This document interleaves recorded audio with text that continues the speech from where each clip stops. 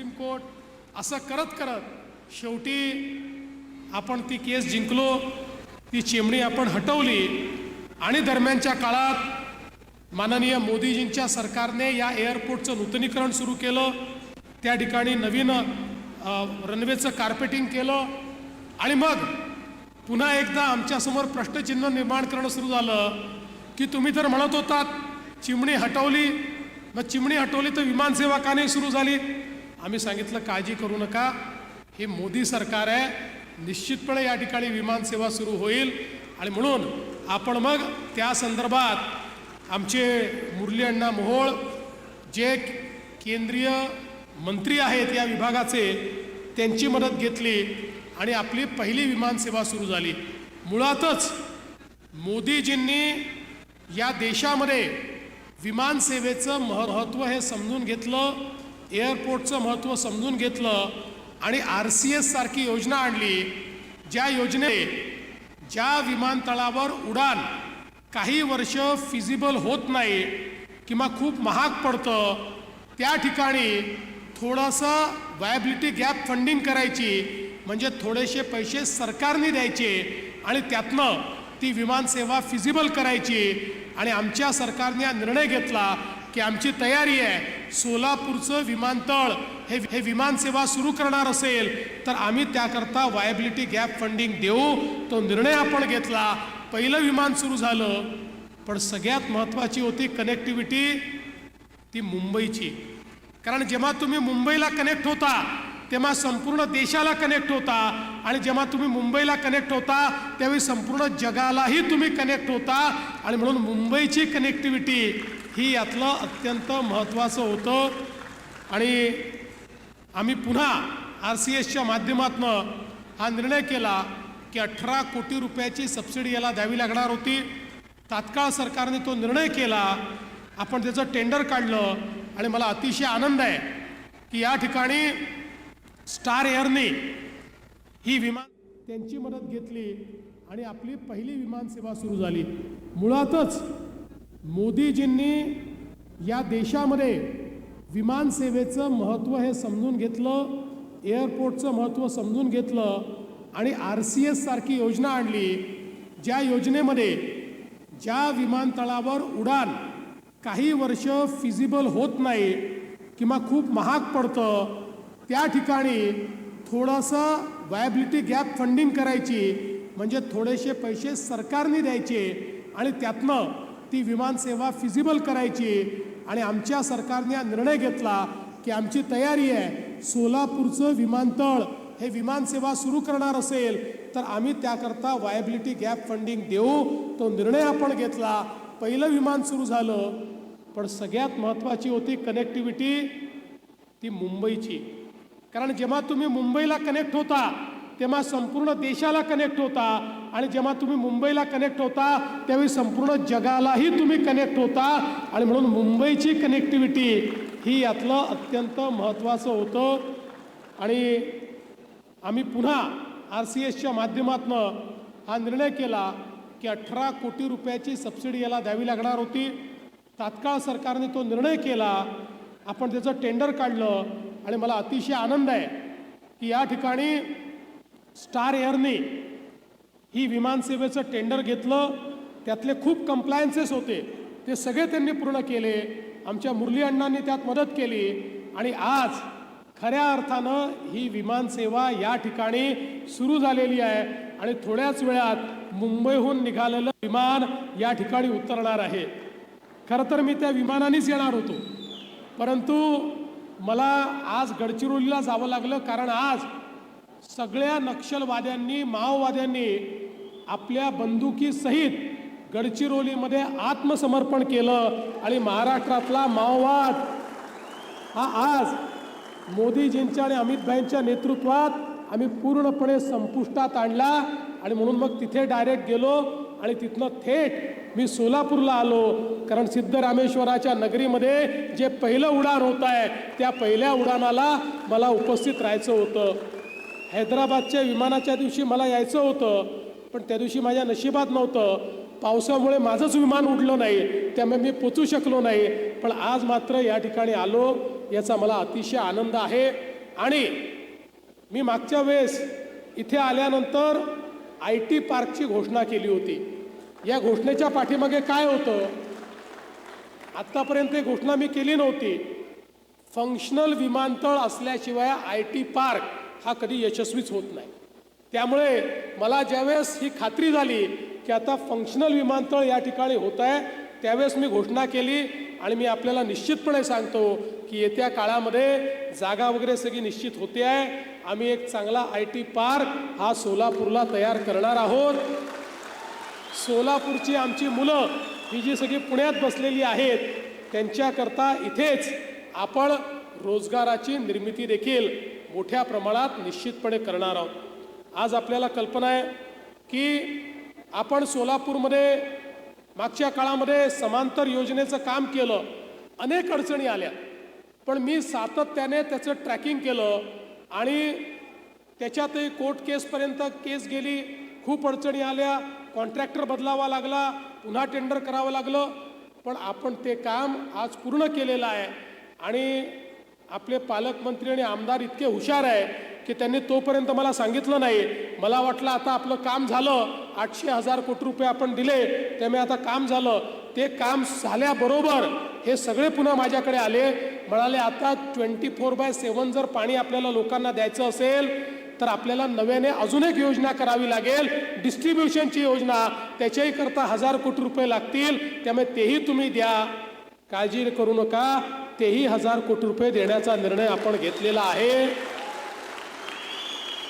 सोलापूरमध्ये प्रत्येक घरी दररोज न चुकता चांगला वॉटर सप्लाय आला पाहिजे, याचं प्लॅनिंग आता आपण केलेलं आहे. त्यामुळे काही वर्षांमध्ये 2-3 वर्ष याला लागतील, कारण हे काम खूप मोठं काम असतं. एवढी पाईपलाईन टाकायची, टाक्या बांधायच्या, पण हे काम पूर्ण झाल्यानंतर सोलापूरही त्या शहरांमध्ये येईल ज्या शहरांमध्ये आमच्या माता भगिनींना नळ उघडला की पाणी मिळतं, त्यांना त्रास सहन करावा लागत नाही, असं सोलापूर हे आपण तयार करणार आहोत. आणि म्हणून आज या निमित्ताने मी सांगतो, सोलापूर हे आमचं दक्षिणेकडे जाणारं गेटवे आहे. सोलापूर एक असं शहर आहे की एका एअरपोर्टमुळे आणि आमच्या शक्तिपीठसारख्या कनेक्टिव्हिटीमुळे आज पंढरपूर असेल, आज या ठिकाणी सोलापूर असेल, आज या ठिकाणी तुळजापूर असेल, ही सगळी शक्तिपीठं आपली ही जोडली जाणार आहेत. आणि मी तुम्हाला दाव्यानं सांगतो, ही सगळी कनेक्टिव्हिटी झाल्यानंतर इथे येणाऱ्या भाविकांची संख्या ही 3 पटीने वाढेल आणि त्यातनं मोठ्या प्रमाणात रोजगाराची निर्मिती देखील होईल. यावेळी खरं म्हणजे आपल्याला मला सांगितलं पाहिजे की मोदीजींनी काय केलं हे तर आमच्या मुरली अण्णांनी सांगितलं की एअरपोर्टची संख्या इतकी वाढवली, पण त्याहीपेक्षा आपल्या देशाची निर्मिती किंवा स्वातंत्र्य झाल्यापासनं जी विमानसेवा झाली तेव्हापासनं 2014 पर्यंत एकूण विमानांनी फिरलेल्या प्रवाशांची संख्या होती 10 कोटी. म्हणजे 50, 60, 70 वर्षात 10 कोटी. आणि गेल्या 10 वर्षामध्ये विमानाने फिरलेल्या लोकांची संख्या झाली अतिरिक्त 23 कोटी. म्हणजे 10 कोटीच्या ऐवजी 23 कोटी लोक आता विमानाने फिरायला लागले. म्हणजे सामान्य माणसालाही विमानाचं स्वप्न हे दाखवण्याचं काम मोदीजींनी केलं आहे. आज या निमित्ताने मला याही गोष्टीचा आनंद आहे की आपण या ठिकाणी 5 पोलीस ठाण्यांच्या इमारतीचंही उद्घाटन केलं आहे. बार्शी तालुका, कुर्डुवाडी, पांगरी, वैराग, मोहोळ अशा या सगळ्या पोलीस स्टेशनची नवीन इमारत आपण दिली आहे. मोठ्या प्रमाणात पोलिसांची घरं आपण तयार करतो. पोलिसांचं एक चांगलं इन्फ्रास्ट्रक्चर हे या ठिकाणी तयार करण्याचं काम आपलं चाललेलं आहे. आणि मला विश्वास आहे की चांगल्या प्रकारचं इन्फ्रास्ट्रक्चर दिलं तर पोलिसांचं काम देखील चांगलं होतं आणि कायदा सुव्यवस्थाही चांगली होते. आणि कायदा सुव्यवस्था चांगली झाली तर गुंतवणूक येते, रोजगाराची निर्मिती होते.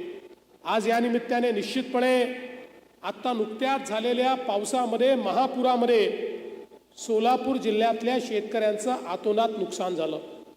पण मी खरोखर मनापासनं पालकमंत्री आणि आपल्या जिल्ह्याचे जिल्हाधिकारी आणि त्यांच्या सगळ्या टीमचं मनापासनं अभिनंदन करेन की या संकटामध्ये प्रचंड मेहनत ही त्यांनी या ठिकाणी केली आणि अतिशय शेवटच्या माणसापर्यंत जाऊन NDRFच्या मदतीने हेलिकॉप्टरने लोकांना काढणं, कुठलाही मृत्यू न होता लोकांच्या व्यवस्था करणं, ज्यांना घरे सोडावी लागली त्यांच्याकरता वेगवेगळ्या व्यवस्था करणं, या सगळ्या गोष्टी त्यांनी केल्या.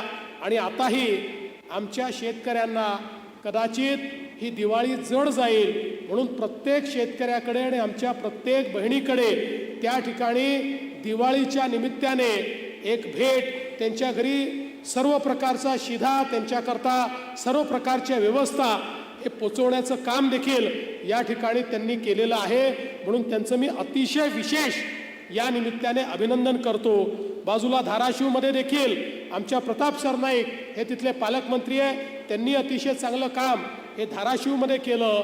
आमचं सरकार हे ज्या ज्या वेळी शेतकरी अडचणीत असतो त्या त्यावेळी शेतकऱ्याच्या पाठीशी उभं असतो.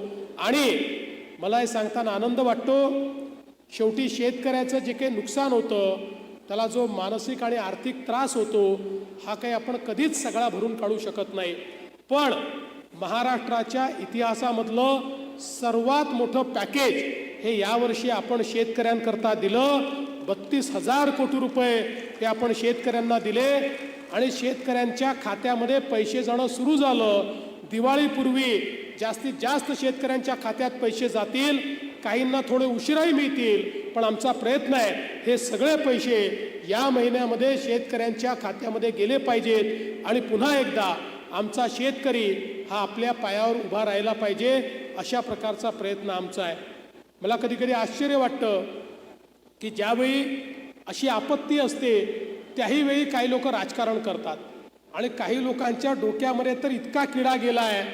सोलापूरमध्ये तर मला एक स्टेटमेंट पाहायला मिळालं, आता हसावं की रडावं मला समजत नाही, कारण इथल्या एका नेत्यांनी सांगितलं, म्हणाले सोलापूरमध्ये इतका जो पाऊस आला हा निसर्गामुळे नाही आला, हा राज्य सरकारने आणला, हा महापूर राज्य सरकारने आणला. काही हरकत नाही, त्यांना एक फूल द्या आणि गेट वेल सून सांगा. कधी कधी परिणाम होतो असा, म्हणजे मानसिक परिणाम असतो, त्यामुळे त्याचं फार काळजी करण्याचं कारण नाही. पण मी एकच गोष्ट त्यांच्यासहित सगळ्यांना सांगतो की हे सरकार कितीही आपत्ती आली तरी आपल्या शेतकऱ्यांच्या पाठीशी खंबीरपणे ठामपणे उभं राहील आणि आमच्या शेतकऱ्यांना पुन्हा उभं करण्याचं काम हे निश्चितपणे आम्ही करू, हा विश्वास या निमित्ताने मी देतो. पुन्हा एकदा मी माननीय आमचे मुरली अण्णा मोहोळ, पालकमंत्री, आपले सर्व आमदार, ज्यांनी या सगळ्या आमदारांनी इतका पाठपुरावा या गोष्टीचा केला आहे, त्यांचं सगळ्यांचं अतिशय मनापासून अभिनंदन करतो. आणि घोडावतजी आपल्याला विनंती करतो की ही विमानसेवा नीट चालू राहिली पाहिजे, कारण आमचे म्हणजे तुम्ही चांगलंच चालवता, पण प्रायव्हेट ऑपरेटरबद्दल आमचं एक अनेक वेळा ऑब्झर्वेशन आहे की त्यांना अजून फायद्याचा रूट मिळाला की त्या रूटवर ते विमान टाकून देतात आणि आम्हाला सांगून देतात की काहीतरी आमच्या विमानात गडबड झाली आहे. तुम्ही तसं करणार नाही माझी अपेक्षा आहे. त्यामुळे काही झालं तरी आता सुरू झालेली ही सेवा बंद होऊ नये ही काळजी आपल्याला घ्यायची आहे. आणि सोलापूरकरांना माझा आता दुसरा शब्द आहे की पुढच्या काळामध्ये आपल्या सगळ्यांच्या सहकार्याने आता या ठिकाणी आपण जे विमान उतरवतोय ते तर महत्त्वाचं आहेच, पण जे मोठं बोईंगचं विमान असतं तेही सोलापूरला उतरलं पाहिजे. या दृष्टीने पुढच्या काळामध्ये काही आम्ही गोष्टी हातामध्ये घेणार आहोत. नाईट लँडिंगही झालं पाहिजे हेही आपल्याला हातामध्ये घ्यायचं आहे. त्यातही आपल्या सगळ्यांचं सहकार्य हे आम्ही मागू, ते मिळेल हा मला विश्वास आहे. मी पुन्हा एकदा आजच्या विमानसेवेचं या ठिकाणी स्वागत करतो आणि सोलापूरकरांना ही विमानसेवा अर्पण करून